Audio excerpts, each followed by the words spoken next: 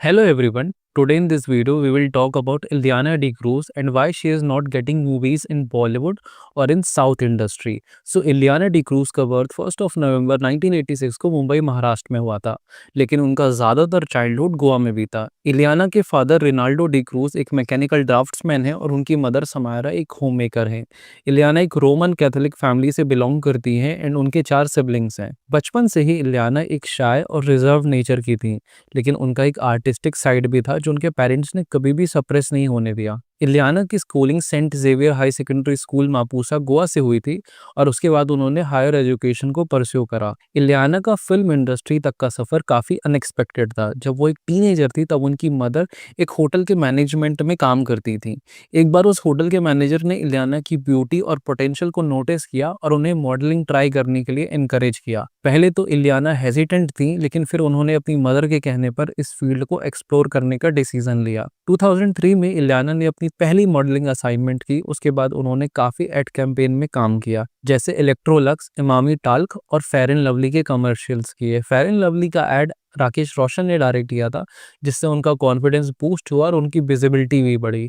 2006 में इलियाना ने Telugu film industry से मूवी में अपना डेब्यू किया। उनकी पहली फिल्म थी देवदासु। ये फिल्म एक ब्लॉकबस्टर हिट रही और इलियाना की परफॉर्मेंस को काफ़ी पसंद किया गया। इस फिल्म के लिए उन्होंने film fair award for best female debut south भी जीता था। देवदासु के बाद इलियाना ने साउथ इंडस्ट्री में काफ़ी हिट्स दिए, जैसे कि पोकरी जो कि 2006 में रिलीज हुई थी, जिसमें वो महेश बाबू के अपोजिट थी।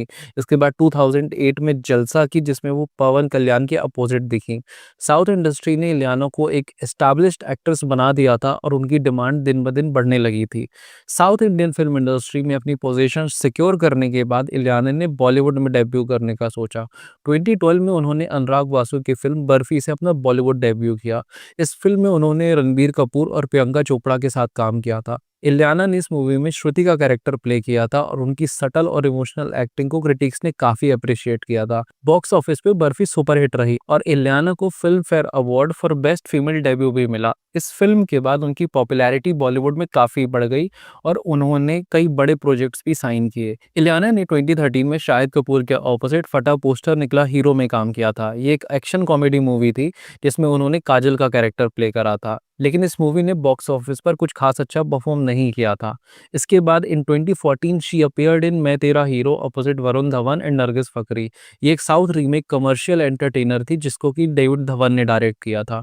इन द सेम ईयर वो सैफ अली खान के अपोजिट हैप्पी एंडिंग में नजर आई एंड अगेन ये रोम कॉम मूवी भी ऑडियंस को इम्प्रेस नहीं कर पाई। But in 2016 she worked in Rustom opposite Akshay Kumar, जहां पर उन्होंने सिंथिया पावरी का कैरेक्टर प्ले किया था। ये क्राइम थ्रिलर मूवी थी जो कि रियल इंसिडेंट पर बेस्ड थी एंड इवेंचुअली ये मूवी उनकी बॉक्स ऑफिस पर हिट हुई। आफ्टर दैट इन 2017 इलियाना की 2 मूवीज रिलीज हुई एंड दोनों ही फ्लॉप हो गई थी। One was Mubarakan opposite Arjun Kapoor and second one was Baadshaho, where she played Maharani Gitanjali Devi opposite Ajay Devgn. लेकिन 2018 में अजय देवगन के साथ उनकी critically and commercially successful crime drama movie Raid आई एंड ये बॉक्स ऑफिस पे सक्सेसफुल रही। बट आफ्टर रेड उनकी कई मूवीज आई like Pagalpanti, a South Indian movie named Amar Akbar Anthony, but दोनों ही मूवीज बॉक्स ऑफिस पे डिजास्टर रहीं। इन 2021 ओटीटी पर बिग बुल नाम की एक मूवी आई अपोजिट अभिषेक बच्चन। इसको भी कुछ खास अच्छा रिसेप्शन नहीं मिला था। इन 2022 रणदीप हुडा के अपोजिट उन्होंने तेरा क्या होगा लवली नाम की एक मूवी करी थी, बट ये मूवी कब आई और कब चली गई किसी को पता नहीं चला। एंड इन 2024 दो और दो प्यार ये last released Ileana D'Cruz movie है जिसमें वो नजर आई थी। So we can say that कि after Covid just like Bollywood Ileana का मूवी ग्राफ भी नीचे ही जाता गया है। उनकी back to back movies flop होने लगी और उनको बॉलीवुड में काम मिलना मुश्किल हो गया था। मीनवाइल इन 2023 एक न्यूज़ आई कि इलियाना को तमिल फिल्म इंडस्ट्री से बैन कर दिया गया था।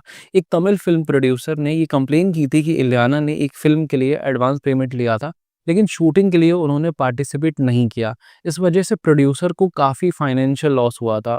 इस कंप्लेंट के बाद रिपोर्ट्स आई कि उन्हें तमिल इंडस्ट्री से बैन कर दिया गया है, लेकिन इलियाना या किसी ऑफिशियल सोर्स ने इस बात को कभी भी कंफर्म नहीं किया था। अकॉर्डिंग टू इलियाना, जब 2012 में इलियाना ने बर्फी के साथ बॉलीवुड में डेब्यू किया था, इसके बाद उन्हें ज़्यादातर हिंदी फिल्म से ही ऑफर आए थे एंड दैट्स वाई उन्होंने हिंदी मूवीज़ पर फोकस किया and she also wanted to do some different stuffs and because of that Ileana के साउथ साउथ इंडियन फैंस और साउथ इंडस्ट्रीज के कुछ लोगों को लगा कि इलियाना ने साउथ फिल्म्स को इग्नोर करना स्टार्ट कर दिया है and from now onward she will only work in Bollywood films. Later on Ileana ने इस बात को क्लैरिफाई किया था कि बॉलीवुड जाना उनकी चॉइस थी, लेकिन इसका मतलब ये कभी नहीं था कि वो साउथ सिनेमा को डिसरिस्पेक्ट कर रही हैं या फिर वो साउथ इंडियन मूवीज़ में काम नहीं करना चाहती हैं। इसके अलावा साउथ इंडियन इंडस्ट्री से इलियाना के अनप्रोफेशनल बिहेवियर और ऑन सेट इश्यूज को लेकर भी कई न्यूज़ आई थी। अकॉर्डिंग टू रिपोर्ट्स इलियाना के टेंट्रम्स जैसे शूट्स को डिले करना और उनके प्रोफेशनल कंडक्ट की वजह से कई कंट्रोवर्सीज हुई थी। एक एग्जांपल दिया गया था तमिल फिल्म ननबन जो कि थ्री इडियट्स की रीमेक थी। इस मूवी में इलियाना ने रिपोर्टेडली एक सॉन्ग सीक्वेंस को शूट करने से मना कर दिया था जो कि विजय के साथ था एंड इन सब चीज़ों का इलियाना के करियर पर काफ़ी इम्पैक्ट हुआ था। बॉलीवुड डेब्यू के बाद उन्हें साउथ इंडियन इंडस्ट्रीज से काफ़ी कम ऑफर मिलने लगे थे। इलियाना ने एक इंटरव्यू में कहा भी था कि उन्हें लगता है कि उन्हें साउथ इंडियन सिनेमा में उनका जो ड्यू रिकॉग्निशन था वो नहीं मिला एंड साउथ इंडस्ट्री के साथ उनकी रिलेशनशिप अब तक कॉम्प्लिकेटेड ही है।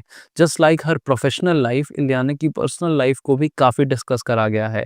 उनका नाम कई लोगों के साथ जोड़ा गया, लेकिन उनका सबसे सीरियस रिलेशनशिप एंड्रयू नीबोन के साथ था जो कि एक ऑस्ट्रेलियन फोटोग्राफर हैं। दोनों काफ़ी टाइम तक एक साथ रहे और रूमर्स थे कि दोनों शादी भी करने वाले हैं, लेकिन 2019 में दोनों का ब्रेकअप हो गया था। After that in 2022 she was rumouredly dating Sebastian Michel जो कि एक्ट्रेस कैटरीना कैफ के भाई हैं। They were spotted together on vacations and at social gatherings, लेकिन दोनों में से किसी ने भी इस रिलेशनशिप को लेकर कभी भी कोई कंफर्मेशन नहीं दिया। एंड नाउ इलियाना अपनी एक नई जर्नी पर हैं। इन 2023 इलियाना ने अनाउंस किया था कि वो एक बेबी एक्सपेक्ट कर रही हैं और उन्होंने अपनी प्रेगनेंसी जर्नी सोशल मीडिया पर भी शेयर की। 2023 के अगस्त में उन्होंने अपने बेबी बॉय क्वा फिनिक्स डी क्रूज को बर्थ दिया था। इलियाना अपनी लाइफ के इस नए चैप्टर में काफ़ी खुश हैं और अपना मदरहुड एंजॉय कर रही हैं एंड लेटर ऑन उन्होंने ये रिवील किया था कि उनके पार्टनर माइकल डोलान हैं।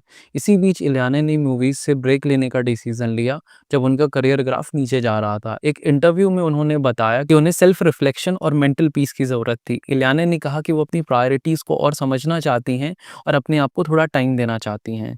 Hence, she took break from the movie industry and enjoying her me time. So in the future, we will get to know कि इलियाना का ये break temporary है या फिर permanent. So this is for this particular video. Thank you so much for watching and see you in the other video.